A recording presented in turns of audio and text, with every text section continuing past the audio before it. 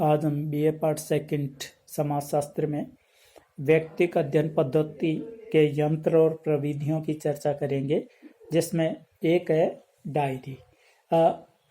कई व्यक्ति जिनको डायरी लिखने की आदत होती है, वो अपने जीवन की दैनिक घटनाओं को डायरी के रूप में लिख लेते हैं।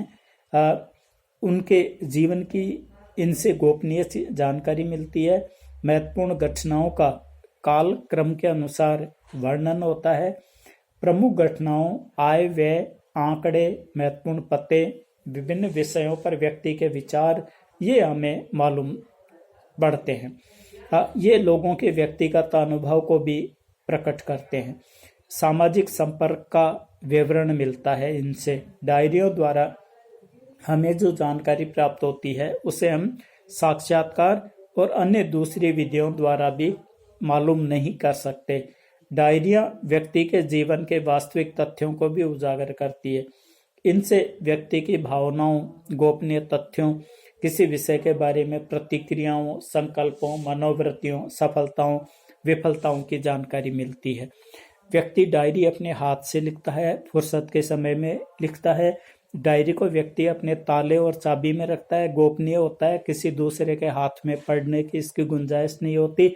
तो उसके जीवन में जो भी आय व्यय, लेन देन, लेखा जोखा, उतार चढ़ाव, जो चीजें आती है उसको वो डायरी में लिख लेता है, और इसको अध्ययन का एक तरीके से महत्वपूर्ण स्रोत भी माना जा सकता है। दूसरा, पत्र। ये व्यक्ति, इनके द्वारा व्यक्ति अपने भावनाओं और विचारों का आदान प्रदान करते हैं, और ये कई बार व्यक्ति के एक विषय के ऊपर क्या दृष्टिकोण और विचार है ये प्रकट करते हैं। और इनके द्वारा व्यक्ति के दूसरे व्यक्ति से किस प्रकार के संबंध है उनका पता लगता है।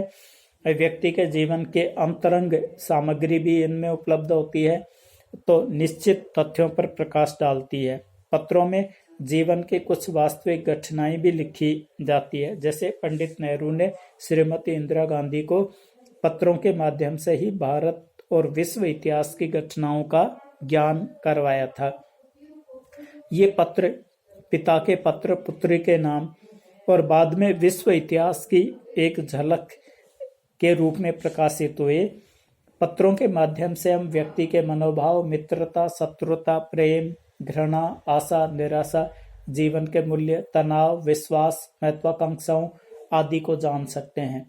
महापुरुषों के पत्र उनकी मृत्यु के पश्चात भी प्राचीन संग्रहालयों में उपलब्ध होते हैं। यदि हम व्यक्ति के जीवन के बारे में वास्तविक और महत्वपूर्ण अनुभवों और विचारों को जानना चाहते हैं, तो उसके द्वारा लिखे हुए पत्र एक महत्वपूर्ण साधन है। जीवन के कटु अनुभवों, मधुर स्मृतियों की वास्तविक एवं विश्वसनीय जानकारी पत्रों के द्वारा ही हमें मिल सकती है। तीसरा है जीवन इतिहास। इसमें व्यक्ति के जीवन से संबंधित तथ्य मिलते हैं, जिनमें घटनाओं की श्रृंखला, उनका समूह तथा सांस्कृतिक मूल्यों के साथ संबंध पता चलता है। इसमें व्यक्ति स्वयं अपनी भाषा में अपने जीवन की घटनाओं तथा अनुभवों का वर्णन करता है। इसमें जीवन के विकास का ऐतिहासिक वर्णन मिलता है, और जॉन मेज ने इसकी परिभाषा करते हुए कहा है कि जीवन इतिहास का आशय विस्तृत आत्मकथा से है, परंतु व्यावहारिक अर्थ में इसमें किसी भी जीवन संबंधी सामग्री को शामिल किया जा सकता है। इसमें जो चीज आती है उनमें पारिवारिक पृष्ठभूमि, वे पारिवारिक दशाएं व घटनाएं जिन्होंने व्यक्ति के जीवन को प्रभावित और परिवर्तित किया है, परिस्थितियों के प्रति व्यक्ति की प्रतिक्रिया का विश्लेषण, जीवन की महत्वपूर्ण घटनाएं जिन्होंने व्यक्ति की प्रेरणा और प्रोत्साहन दिया, व्यक्ति के जीवन में निराशा उत्पन्न की, संपूर्ण जीवन के अनुभव, प्रभावशाली व्यक्ति के मनोवृत्तियां तथा आशाएं, तत्कालीन परिस्थितियों के अनुसार भविष्य के प्रति व्यक्ति की धारणा। इसमें ये एक तरीके से सामाजिक व्यवहारों के बारे में इसके द्वारा जानकारी मिलती है। अगला है प्रलेख या दस्तावेज। डायरी, पत्र, जीवन इतिहास के अतिरिक्त व्यक्तिक अध्ययन पद्धति में जैसे व्यक्तिगत प्रलेख आदि का भी उपयोग किया जाता है। इसमें आप कथा, स्कूल व कॉलेज के रिकॉर्ड, वंशावली, पुस्तकों, पत्रिकाओं, सरकारी और गैर सरकारी विज्ञप्तियों, साहित्यिक सामग्रियों, भूत और वर्तमान से संबंधित अनुसंधान प्रतिवेदनों आदि को शामिल किया जा सकता है। आलपोर्टर ने कहा है कि आत्म प्रदर्शन करने वाले ऐसे तथ्य हैं जो इच्छापूर्ण पूर्वक अथवा अनिच्छा पूर्वक लेखक के मानसिक जीवन की संरचना, गत्यात्मकता एवं कार्य करने के बारे में प्रत्यक्ष सूचनाएं देते हैं।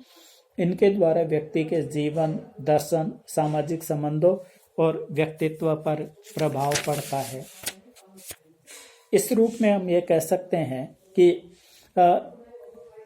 इनसे व्यक्तिक अध्ययन पद्धति के बारे में जानकारी मिलती है, जैतिक स्रोत कहलाते हैं। इसके अलावा जैसे इसमें सरकारी रिकॉर्ड, पुलिस, न्यायालय के रिकॉर्ड, जनगणना रिकॉर्ड, बीमा रिकॉर्ड, आयकर रिकॉर्ड, प्रकाशित साहित्य, मित्रों और संबंधियों से साक्षात्कार, अवलोकन आदि को भी शामिल कर सकते हैं। इनके अलावा संस्मरण, केस से संबंधित वंशावली, फोटोग्राफ, एल्बम, नक्शे, चार्ट, प्रमाण पत्र, समाचार पत्रों में छपी खबरें आदि से भी व्यक्ति के बारे में जानकारी मिल सकती है। तो इनके आधार पर व्यक्तिक अध्ययन के बारे में महत्वपूर्ण जानकारियां एकत्रित की जा सकती है।